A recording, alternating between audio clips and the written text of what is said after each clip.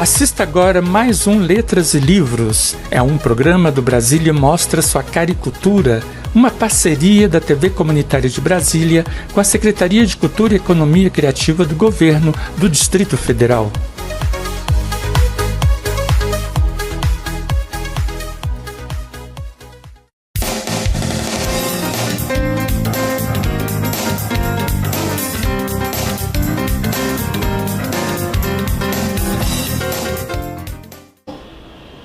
Olá, programa Letras e Livros, aqui na TV Comunitária de Brasília.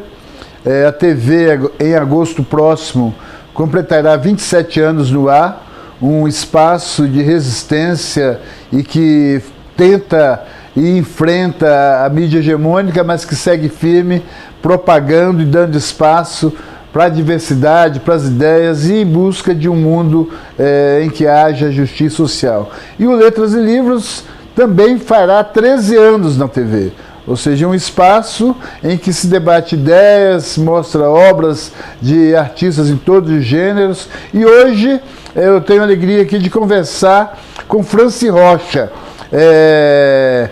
produtora audiovisual e editorial, escritora com vários livros publicados, membro da Academia de Letras de Ananindeua.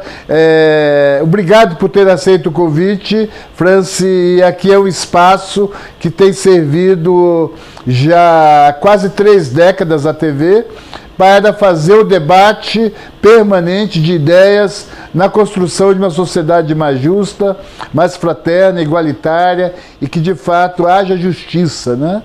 E a comunicação é fundamental no mundo atual, principalmente, em que a onda de fake news, o fascismo, o sionismo que mata crianças na Palestina, ou seja, e é isso. Então, muito obrigado por ter aceito estar aqui conversando no Letras e Livros. Muito obrigada, Pedro, pelo convite. Fico muito feliz em ter sido, lembrada para ocupar esse espaço, principalmente nós mulheres que estamos aqui na área da produção cultural, da literatura, querendo nos posicionar cada vez mais. E é um espaço tão necessário porque nós estamos sofrendo os ataques a todo momento, né? Temos muitas coisas aí que estão em voga e que ferem diretamente o nosso direito de existir.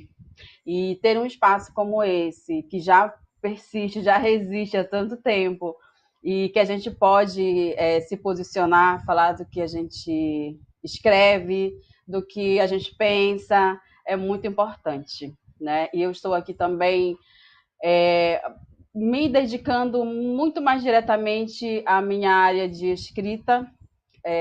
Tem cerca de 10 anos que eu venho fazendo também essa resistência silenciosa por meio das redes sociais. Foi muito importante esse espaço começar a se socializar, para a gente socializar mais as nossas ideias. E a partir dali eu fui percebendo que as minhas palavras, a minha escrita, o meu jeito de me comunicar alcançava pessoas de maneira que eu achava que não era possível. E isso foi me fortalecendo cada vez mais para que eu permanecesse, estivesse aqui cada vez mais e pudesse expandir, né, esse meu jeito de pensar, que ajuda também a reconstruir determinados pensamentos que são muito difíceis, como você mesmo disse agora há pouco. Eu queria que a gente começasse. Você é produtora editorial e audiovisual, ou seja, a produção editorial ela tem sido algo com as redes, com a internet propriamente dito, há uma certa fragilização. Apesar das editoras, dos livros, das revistas, jornais, eu pelo menos sou um defensor de que permaneçamos produzindo materiais impressos. Já o audiovisual não, com a internet ele ganhou um peso muito grande, um peso em que, principalmente com a inteligência artificial, em que se cria tudo, o improvável é criado. Fala um pouco sobre esse teu trabalho em produção editorial e audiovisual dentro do contexto que nós vivemos hoje no mundo.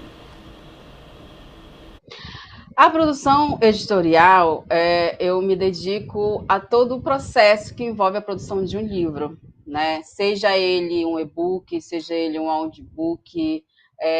Eu faço hoje um trabalho com o meu livro, que eu estou finalizando, e até setembro será publicado, em que ele tem características próprias. Então, eu pego os elementos da própria história e vou utilizando ele como um processo de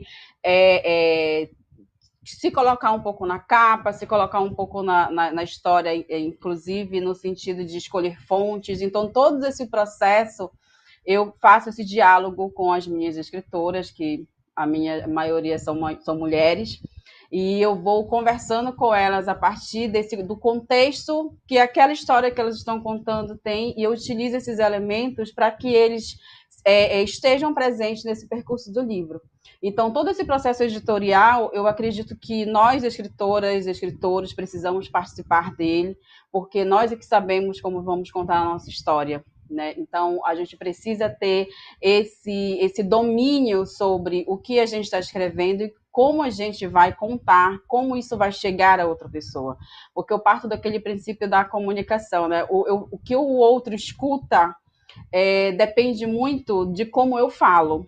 Mesmo que o outro vai receber, ele vai ter um entendimento, mas se eu não for o mais clara possível, eu não vou conseguir ser compreendida. Então, quando a gente está escrevendo uma história, ela está muito na nossa cabeça, seja poesia, seja um romance, uma crônica, um conto. Então, ele versa muito na nossa mente. Agora, como eu vou trazer para o papel, como eu vou colocar isso num livro, tornar ele uma obra literária, faz parte de todo esse processo editorial do livro, e é o que eu me proponho fazer. No sentido da produção audiovisual, eu tenho uma particularidade, Pedro. Eu já atuo com a acessibilização de livros que vê a questão da inclusão. Por exemplo, eu tenho algumas clientes em que elas têm um livro e a gente faz a contratação da tradutora de Libras e eu faço toda a produção. Eu coloco a folha do livro ali, a ilustração, e faz a tradutora está ali fazendo a tradução dela, e tem a narração, e eu faço essa produção. Porque desde o momento em que eu percebi que nós temos, em média, não são números absolutos, mas nós temos, em média, 17 milhões de pessoas com deficiência no Brasil, e essas pessoas estão fora do mercado literário como leitores, e também como produtoras, como escritoras, como escritores. Então, eu acredito que esse também é um papel que nós temos de socializar, de sociabilizar aquilo que nós escrevemos. Nós precisamos estar, sim, em todos os lugares, mas principalmente de maneira democrática. O outro tem o direito de ter esse acesso. Então, a minha produção audiovisual, ela vai por esse caminho de levar o direito do outro, de ter a disposição dele, a oportunidade de ler um livro que pode ser transformador para aquela pessoa. Então, eu, enquanto produtora e enquanto escritora, eu também olho por esse lado que a gente ainda deixa... vamos fazer de qualquer jeito, né? Então, a gente precisa ter esse olhar, justamente porque dentro desse cenário atual que nós temos, que a própria internet hoje socializa muito, abre muitos espaços para a gente, mas nós temos que saber utilizar esses espaços. E se nós não utilizarmos isso de uma maneira em que beneficie as pessoas que realmente precisam ser beneficiadas, nós não estamos usando corretamente os meios que estão nos sendo ofertados. Então, eu acredito que quando a gente tem nas nossas mãos uma ferramenta tão poderosa quanto as redes sociais, e a gente utiliza para disseminar ódio, raiva, mentiras, fake news, a gente está perdendo, a gente está desperdiçando todo o nosso potencial, todo o nosso poder de transformar positivamente a vida das pessoas. Fez uma especialização em filosofia. A internet ela, nos anos 90, no final da primeira década do século XXI, ela se consolidou, e as redes virtuais, eu não gosto de usar os nomes sociais, porque o Bauman dizia, né, escreveu, que as redes, elas destroem comunidades e não formam comunidades. E, entretanto, como você destacou, é uma oportunidade, é uma ferramenta, é um instrumento que precisa ser usado e é fundamental a gente fazer esse enfrentamento. Entretanto, ela é controlada pelos algoritmos que servem a interesses de quem é proprietário e são as forças que controlam o capital financeiro, que é o fascismo, que é o sionismo, que é o imperialismo. Como que é possível a gente fazer com que a cultura de libertação, a cultura do oprimido, a cultura de transformação da sociedade enfrente este poder dos proprietários da Big Tech, de quem controla os algoritmos, de quem controla as redes sociais. Por exemplo, só para fechar a pergunta, na Argentina, quem elegeu o Milei foi a juventude, ou seja, uma figura esdrúxula, um fascista que veio do quinto dos infernos, está destruindo a Argentina, e quem votou nele foi a juventude, e foi o mesmo instrumento usado por Trump e pelo Bolsonaro no Brasil. Como que a gente pode enfrentar isso? Né? Porque se a gente levar em consideração que o uso das redes virtuais, eu gostei desse termo, ele é muito pessoal, né? Cada um utiliza de uma maneira muito própria, né? E não tem, eu, Franci, né, vejo nesse momento que é difícil a gente agir de maneira que a gente construa ao invés de destruir, se não for pela regulamentação. E é justamente essa a briga, né, que a gente tem aí, o que eu acompanho, que não querem regulamentar, porque eles acreditam que isso é liberdade de expressão. Então, mas a gente não pode ter uma liberdade de expressão quando a gente fere a liberdade do outro, né? Então, a gente tem que olhar por essa perspectiva. Então, quando a gente tem esse controle das big techs fazendo isso, é muito mais difícil. Por quê? Porque elas também detêm o capital e controlam esse meio. Então, ou a gente vai ser refém dele, ou a gente vai lutar contra ele. Eu acompanho muito, utilizo muito, né, o TikTok, porque eu gravo vídeos, eu coloco lá, né? Então, o que acontece? Eu acompanho muitas pessoas comentando ali que não podem falar determinadas palavras. Ah, não posso usar a palavra X porque eles vão banir o meu vídeo. Então, veja que assim, dois pesos, duas medidas, né? Porque se utilizam a palavra assédio para denunciar, o vídeo cai. Mas se tem uma cena que suscita essa ideia de assédio, mas de uma maneira que gera um determinado prazer para grupos, né, específicos, o vídeo permanece. Então, veja que ali, nessa detenção do algoritmo, como você falou, é muito delicado, porque tem pessoas que estão ali fazendo essa triagem.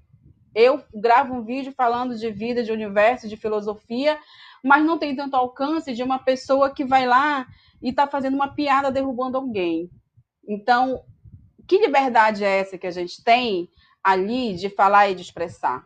Porém, as redes, né, elas são muito potentes para disseminar ideias que se quer fomentar naquele momento. Então, o que eu acredito, nós precisamos ter dentro das próprias escolas esse tipo de educação para o uso dessas redes. Se não houver essa educação, tanto de dentro de casa quanto de dentro da escola, a gente não vai conseguir combater isso, porque está fora do nosso alcance. Por mais que a gente questione, por mais que a gente grite um pouquinho, né, mas fugiu do nosso controle.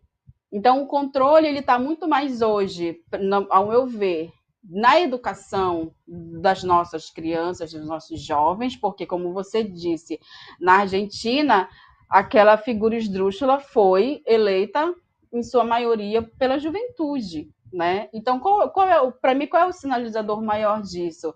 É que a juventude ela está se baseando em conceitos equivocados. E esses conceitos equivocados só serão ajustados quando a educação partir daqui. Não propriamente da escola, mas do todo o entorno dele, que envolve família, que envolve a comunidade em que ele vive, e todo esse processo. Então, para nós chegarmos nesse enfrentamento junto ao algoritmo, porque é ele que manda mesmo, a gente não pode fugir dele. Eu já me frustrei bastante, inclusive, com vídeos que eu publico, que eu disse, nossa, isso aqui vai super... as pessoas vão gostar. Não vai, né? Não vai. Eles não deixam ir. Assim, eles colocam barreiras. Tudo aquilo que se coloca, né, para fazer as pessoas pensarem, parece que é impedido. A gente tem que lembrar também, né, por que Sócrates foi convidado a tomar veneno. Ele foi justamente por isso, porque o acusaram de estar corrompendo a juventude, mas fazendo-a pensar, e não fazendo outras coisas ruins, porque se fosse ruins, ele estaria ali sendo, né, reverenciado. Então, veja que é um retrato, parece assim, que passou muitos séculos, mas parece que o tempo não mudou. É só um tempo de contagem que mudou, mas o tempo em si de crescimento, de evolução, a gente não evoluiu muito. Nós só temos hoje mais tecnologia, mas o saber em si nós não temos. Franci, vamos falar da Franci escritora. Você escreveu Enquanto Era Flor, você Penso Tanto, Tanto que Canso, o conto Vida Platônica, e está previsto lançar em Londres, né? Onde menos Lígia, né? Então fala do teu trabalho de escritora literário. Vamos lá. Bom, o Enquanto Era Flor é um livro que ele nasceu assim do nada, né, para mim. Ele eram escritos que eu já tinha nas minhas redes sociais, como eu falei para vocês, 10 anos já fazendo isso. E em 2022, quando eu já estava no processo, né, de estar na Academia de Letras, ainda não havia tomado posse, e eu participei de um sarau, eu digo, gostei tanto de ter que publicar um livro. E aí eu fui reunir todos os meus escritos, vi que tinha reflexões, que são aforismos, e tinha muitas poesias. Então eu fiz uma seleção ali rápida e publiquei de maneira independente esse meu livro, que é o Enquanto Era Flor, que ele já é um livro que fala sobre as questões femininas, né, da mulher, aquele íntimo, aquele modelo de mulher que nós somos convidadas o tempo todo a sermos, que são as mulheres gentis, educadas, a florzinha do jardim, que sempre tem que estar ali muito bem, muito bonita, muito bela, né? E eu venho trazendo reflexões em relação a isso, né? Sobre o posicionamento, sobre tudo aquilo que a gente tem que podar em nós mesmas para que a gente se mantenha bela como socialmente se pede. No Penso Tanto, Tanto que Canso, ele já é um livro que ele nasceu de uma crise de ansiedade, né? Então, eu tinha ali muitas coisas na minha cabeça, eu peguei um caderno e comecei a escrever, e escrevi. Quando eu vi, foram vários textos bem pequenos, bem profundos, reflexivos, e disse, isso aqui dá um livro. E aí eu formatei, ele é um livro em formato artesanal, eu imprimi, eu costurei, né? Então ele tem um formato mais enxuto, não é tão extenso. Os contos, eu participei de coletâneas, né? A coletânea Odisseia, com Conta Vida Platônica, sempre trazendo nos meus escritos, Pedro, essa vida que nós mulheres temos dentro de nós mesmas. Aqueles anseios que a gente guarda para a gente e não compartilha com ninguém, né? Então, eu venho trazendo isso. A minha participação na coletânea de Londres, que vai ser a previsão de lançamento dia 18, agora de julho, lá no Consulado Brasileiro em Londres, foi um convite que eu recebi. Hoje eu faço parte do grupo internacional de escritores Vozes das Diásporas, e a gente vai... a perspectiva dessa coletânea é a voz feminina na literatura, de musa inspiradora à autora da própria história. E eu escolhi a Lígia Fagundes Telles porque ela é a minha patronesse na Academia de Letras. E essa frase, né, que foi o título, nada menos que Lígia, foi a Vanessa que falou para mim. Eu disse: olha, eu sou da academia e a minha patronesse é a Lígia Fagundes Telles. Ela disse: nossa, nada menos que Lígia, né? Porque a história dela é muito parecida com a sua, desse posicionamento, desse ativismo literário, desse ativismo de ser mulher, de se firmar como mulher dentro daquilo que ela faz. E eu trouxe esse diálogo ali nesse texto, que vai ser publicado agora em julho, e até o final do ano vai sair a edição em inglês. Então nós teremos uma edição bilíngue. Nós temos estaremos, eu e outras autoras, estaremos nas principais bibliotecas da Europa. Isso para a gente é muito importante, porque nos fortalece enquanto escritoras, de ter esse espaço de sair nos espalhando pelo mundo, espalhando a nossa palavra. E isso é muito importante. Mostra que a gente não precisa estar sempre em deslocamento, mas a gente chega muito longe.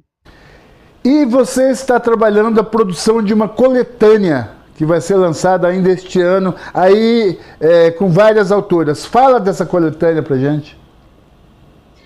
Então, a coletânea é Filarte para Elas.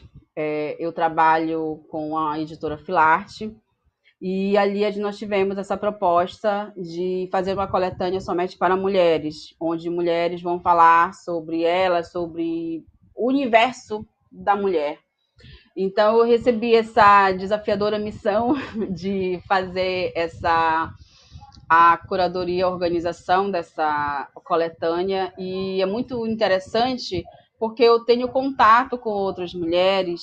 Algumas até vêm e dizem assim: mas eu nunca escrevi, eu não sei como escrever, e eu acabo ajudando, né, de uma maneira muito mais direta, até na condução de como ela vai escrever, de como ela vai ali escrever a sua história, de contar a sua história, deixar ali, né, registrado naquela obra aquilo que ela pensa, aquilo que ela sente. E está sendo muito maravilhoso para mim fazer esse trabalho, porque eu tenho trocas muito boas, eu escuto histórias, eu me alimento com elas, eu também compartilho as minhas histórias, e a gente vai num processo muito, muito interessante, porque eu acredito que a gente só se fortalece, porque por todo o cenário que nós mulheres enfrentamos de silenciamento, de deixar para depois, é um momento em que a gente se prioriza.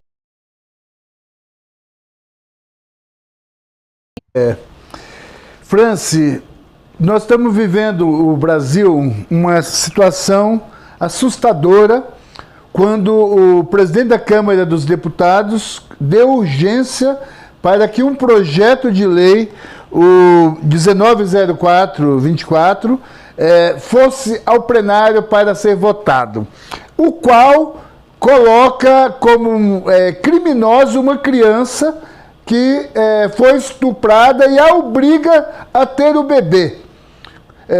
Tanto que houve uma grande mobilização no Brasil em torno desse ato absurdo, insano, desumano, perverso, que a extrema-direita do parlamento está tentando impor. O que você nos fala sobre essa posição tão criminosa que este grupo fundamentalista, fascista do parlamento quer impor à sociedade brasileira?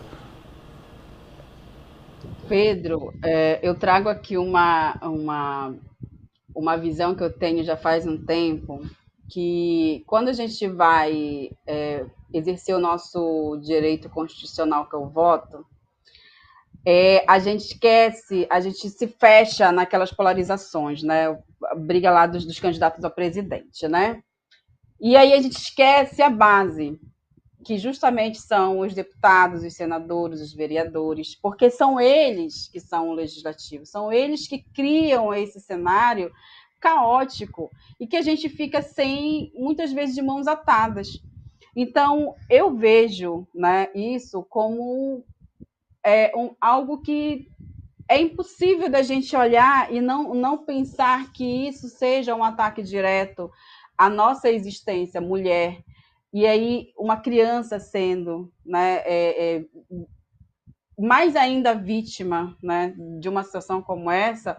E isso é só para mim, né, na minha percepção, que é uma forma de esconder, de camuflar cada vez mais aquilo que acontece dentro de casa, dentro das igrejas acontece muito, dentro de grupos, de locais em que é difícil a gente denuncia e a gente não tem aquele amparo que a gente deve.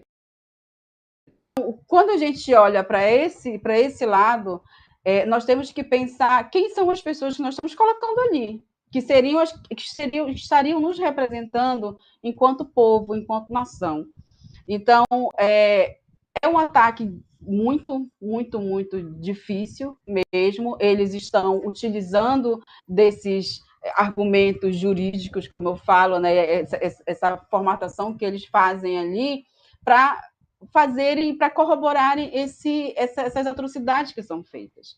Então, como que a gente vai hoje proteger as nossas crianças? Eu tenho uma filha de 11 anos, eu tenho medo de deixar ela voltar sozinha da escola. Ela pede, mas eu não deixo.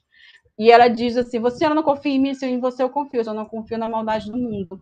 Porque que não vai depender exclusivamente dela. Né? Então, eu não tenho paz para ir e vir tranquilamente. Eu escolho os lugares, os momentos que eu vou, os horários que eu vou, porque tudo para a gente, nós mulheres, é uma questão de vulnerabilidade. E quando a gente coloca isso nessa escala menor, que é de uma criança, por que fazer isso? Né? É uma questão que invade e nos invalida enquanto ser, enquanto pessoa, e destrói. Desde criança, você vai destruir ali o íntimo daquela criança. Que tipo de pessoa ela vai crescer, ela vai se tornar? Aqui é um caminho muito perigoso. Mas eu acredito que nós devemos repensar esse nosso papel também enquanto eleitores. As eleições estão chegando, esse ano tem eleições municipais, e a gente tem que pensar por esse lado. Independente das polarizações, a gente tem que pensar quem são as pessoas que estão legislando por nós. Então, é um caminho difícil, eu eu acho atroz tudo isso, mas eu acredito que a gente tem a possibilidade de mudar a partir do momento que a gente exercer corretamente o nosso voto, nosso direito de voto. Finalizando, eu gostaria que você colocasse duas questões para a gente fechar. Primeiro, as mulheres, os pobres, os negros, os trabalhadores, a gente vê agora o que ocorre na Palestina, que mais de 18 mil crianças Israel já matou e tentam dizer que Israel é que está se defendendo e segue matando crianças e mulheres. Qual o papel da poeta, do intelectual, para enfrentar isso? A primeira questão. A segunda questão é onde encontrar teus livros, se alguém quiser falar com você, como faz?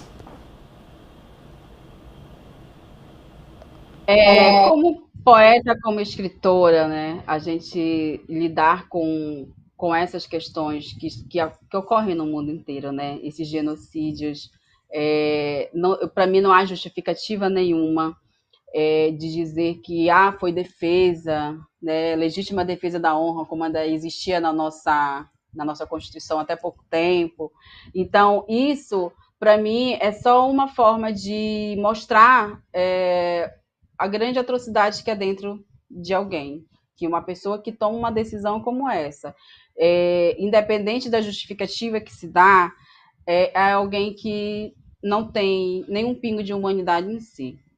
E nós, como poetas, né, escritores e escritoras, nós temos o papel fundamental de falar sobre isso, seja do nosso ponto de vista, mas, ao mesmo tempo, que é uma forma de registrar isso na história, porque as nossas obras permanecem, elas não serão esquecidas. Alguém vai um dia ler e alguém vai um dia olhar e dizer, nossa, a poeta Franci, o poeta Pedro, eles escreveram sobre isso. É como se fosse uma espécie de registros dessa situação, mesmo que nós não estejamos lá fisicamente, mas a gente acompanha as notícias, e eu acho importantíssimo que a gente tenha um posicionamento em relação a essa questão, porque é uma forma da gente deixar esse pensamento fluindo e fazer as outras pessoas também pensar a respeito. Então, eu acredito que nós temos esse papel também, né, de ser esses registradores da história a partir da nossa visão, da nossa escrita, da nossa poesia. Tá? Os meus livros, né, eu tenho o Penso Tanto, Tanto Que Canso, tem que ser comigo, porque ele é artesanal, então sou eu que fabrico eles. Pode ser por meio das minhas redes sociais. Meu Instagram é o @francirochaescritora, pode me chamar por lá, que eu faço o envio.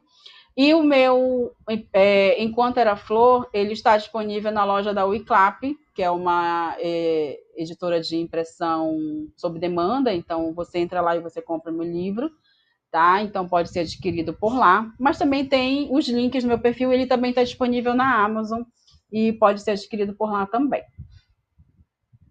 Franci, eu te agradeço imensamente por ter conversado aqui na TV Comunitária de Brasília. Desejo que o lançamento do livro em Londres seja um sucesso, e estamos aqui à sua disposição.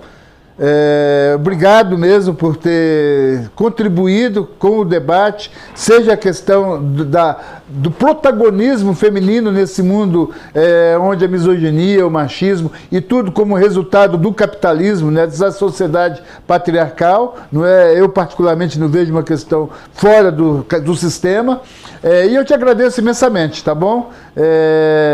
Estamos aqui à sua disposição. Só para encerrar, alguma observação?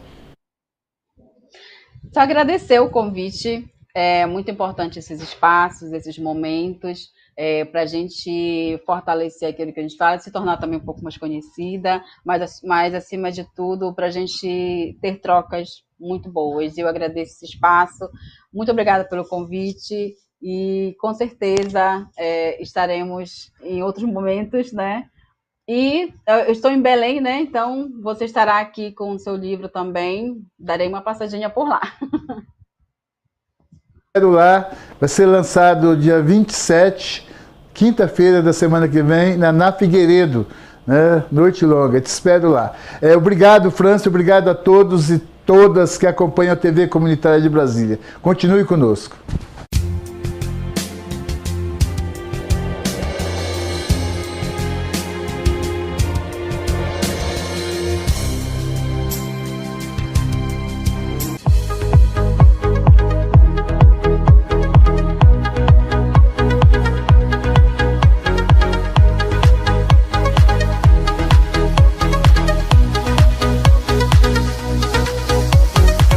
Assista agora mais um Letras e Livros. É um programa do Brasília Mostra Sua Caricultura, uma parceria da TV Comunitária de Brasília com a Secretaria de Cultura e Economia Criativa do Governo do Distrito Federal.